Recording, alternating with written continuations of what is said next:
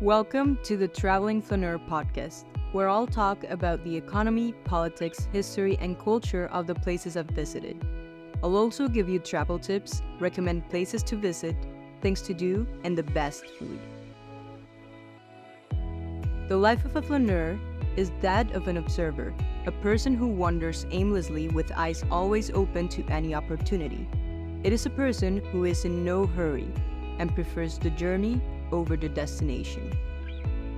I believe that in this hurried world we live in, we need more flaneurs, and I hope you enjoy the perspective from a traveling flaneur and maybe become one in your next trip.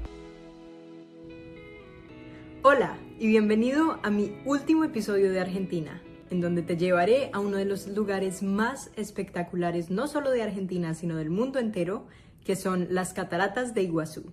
Las Cataratas de Iguazú son consideradas una de las 7 maravillas naturales del mundo, y cuando las veas vas a entender por qué. Este es uno de esos lugares que, aunque veas muchas fotos o muchos videos, se van a quedar muy cortas cuando las veas en persona. Y en este episodio te voy a contar todo lo que necesitas saber para poder visitar las cataratas. Y entonces comenzaré por lo básico: ¿dónde están ubicadas? Estas cataratas están entre la frontera de Argentina y Brasil, en la provincia de Misiones.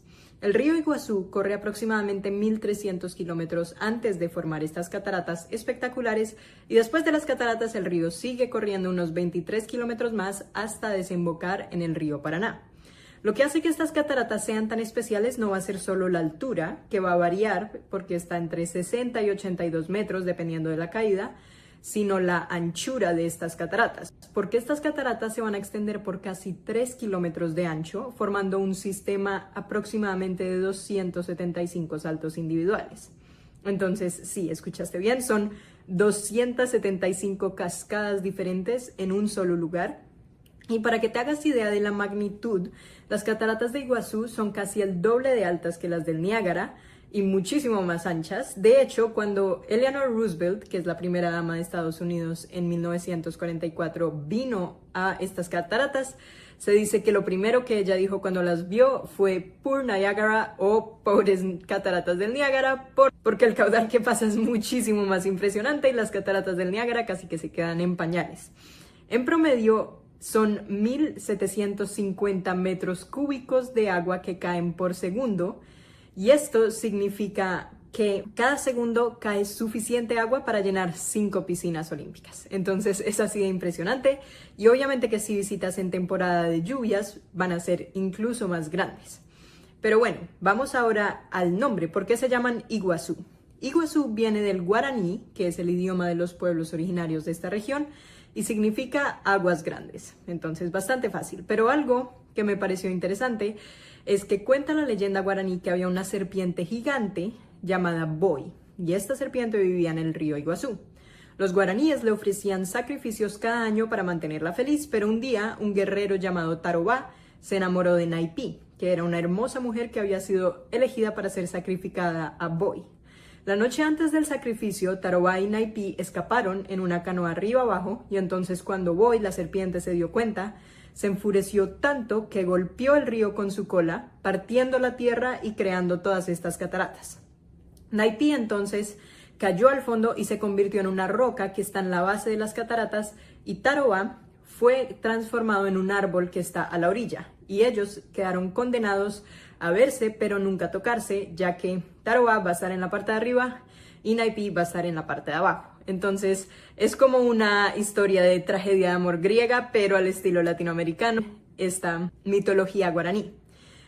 Y entonces, bueno, aparte de toda esta historia y de todos los datos que te doy, creo que las Cataratas de Iguazú son un viaje corto que deberías incluir cuando visites Argentina, porque incluso lo podrías hacer solamente 2 días si estás visitando Buenos Aires.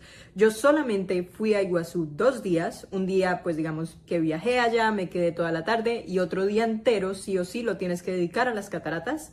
Y después de ese día, al día siguiente te puedes ir. Entonces puede ser un viaje relativamente rápido, aunque he escuchado que hay gente que se queda más días para visitar, por ejemplo, el lado brasilero o para hacer rafting, otras actividades. Creo que con solo 2 días vale la pena, pero sí te lo recomiendo muchísimo y me parece que es un momento perfecto que puedes añadir a tu viaje a Buenos Aires. desde donde sea que estés viajando, agregarle 2 días a tu viaje probablemente va a valer la pena para poder visitar estas cataratas tan impresionantes. El vuelo directo desde Buenos Aires fue aproximadamente 1 hora y 40 y hay muchas aerolíneas que están haciendo este recorrido. Entonces puedes encontrar un tiquete de ida y vuelta entre más o menos 100 o 150 dólares americanos si no estás comprándolo sobre el tiempo. Vas a ver que la mayoría de la gente se va a hospedar en un pueblo que se llama Puerto Iguazú, porque este es el pueblo que está más cerca de las cataratas y es el pueblo más barato. Acá fue donde yo me hospedé, pero también hay gente que tiene una experiencia de lujo porque tú te puedes quedar en un hotel que está adentro del Parque Nacional de las Cataratas. Entonces, si quisieras, podrías despertarte y desde el amanecer ver las cataratas, solamente que eso es bastante caro, entonces ya depende del tipo de viaje que tú quieres hacer. Si quieres algo lujoso, obviamente quedarte adentro va a ser la mejor opción. Si quieres algo más económico, puedes quedarte en Puerto Iguazú. Y bueno, mi último consejo es que como es un viaje tan corto, no necesitas llevar mucha ropa, pero la que sí lleves, te recomiendo que sea muy cómoda, que se pueda mojar y que sea relativamente fresca. Porque si vas a hacer todos los recorridos que te voy a hablar hoy, te vas a mojar mucho, pero va a ser una experiencia increíble. Entonces, solamente algo para que consideres. Cuando yo fui, yo tomé un tour para ir, pero hay muchas personas que pueden ir sin tour. Entonces, la verdad, puedes optar cualquiera de las dos opciones. Lo que sí te recomiendo es que compres los tiquetes con anticipación, porque cuando vas en un tour normalmente ya te los compran. Cuando vas solo, puede que te demores mucho tiempo haciendo la fila para comprar los tiquetes, entonces asegúrate de comprarlos antes y así de una vez puedes entrar. Y cuando llegues allá vas a ver que va a haber varios circuitos que están conectados, como por unas pasarelas que te permiten caminar ya sea entre la selva o el río. Y esto es bueno porque estas pasarelas funcionan incluso para silla de ruedas, entonces son accesibles para casi todo el mundo. Va a haber 3 circuitos principales. El primer circuito es el circuito inferior, que va a tener 1.4 kilómetros, dura entre 1 hora y media o 2 horas. Se considera dificultad media porque no es 100% accesible para silla de ruedas, es solamente 70% accesible, va a tener una parte de escaleras, pero este circuito te va a llevar a la base de varias cascadas en donde puedes verlas desde abajo y sentir la fuerza del agua. Todas estas pasarelas van a estar muy cerca del agua, entonces prepárate para mojarte. Y también la niebla que levanta el agua te va a cubrir completamente. Entonces vas a ver que es muy chévere y refrescante, en especial si hace calor. Y va a haber 3 saltos que voy a destacar en este circuito. Son el salto de 2 hermanas, el salto Bossetti y el salto San Martín. Después, si deseas hacer el circuito superior, este circuito va a ser 1.7 kilómetros. La duración otra vez va a ser como entre 1 hora y media o 2 horas. Y este se considera dificultad fácil porque es 100% accesible. Acá no tienes ninguna escalera. Podrías llevar a alguien en silla de ruedas. Y todo este circuito superior te va a llevar por la parte superior de las cascadas. Entonces vas a caminar literalmente por el borde de estas cataratas, viendo cómo el agua va a caer hacia abajo. Y es una experiencia increíble porque ves cómo se transforma de río a catarata. Todas las pasarelas están construidas de forma que podrías medio asomarte y ver la caída, pero también vas a ver que hay muchos miradores desde donde puedes quedarte viendo el agua cayendo. Y este circuito va a ser más tranquilo, en este no te vas a mojar tanto si no te quieres mojar, pero pues puede que igual te caiga un poco de la niebla que se está levantando. Es muy bueno para las fotos panorámicas porque acá vas a tener muchas cataratas a la vez. Y bueno, el tercer recorrido que existe es el recorrido de la Garganta del Diablo y este es el recorrido imperdible. Es el salto más grande, es el más potente y es el más impresionante de todos. La distancia de este recorrido ida y vuelta son 2.2 kilómetros, entonces va a ser relativamente corto, digamos te demoras 2 horas en total ida y vuelta. Y la accesibilidad de este es 100% accesible, otra vez puedes llevar a alguien en silla de ruedas. Para llegar a la Garganta del Diablo vas a tener que tomar un tren desde la estación central hasta la estación de Garganta del Diablo, que van a ser como 15 minutos de viaje, y desde ahí vas a caminar por la pasarela que te lleva sobre el río Iguazú. Cuando llegas al mirador final, estás literalmente parado sobre el borde de esta caída masiva que tiene una forma de U y son 82 metros de altura. Y tiene un ruido impresionante, ensordecedor del agua, la niebla te va a empapar completamente y la fuerza del agua te va a dejar súper impresionado, y aunque te muestre 1000 fotos de este lugar, nunca va a ser tan impresionante como verlo en persona. La verdad es imposible describir lo que sientes cuando estés ahí y vas a ver, no sé, personas incluso llorando. Es uno de esos momentos en donde te sientes muy pequeñito con la naturaleza. De todos, este fue mi recorrido favorito y obviamente como fuimos con mi tour, lo que nos recomendó el guía fue siempre empezar por este recorrido porque como es el más popular, obviamente va a ser el que más se va a llenar. Entonces es importante que lo hagas temprano para que no se llene de otros grupos. Y después de que nosotros hicimos la Garganta del Diablo, continuamos con el circuito superior.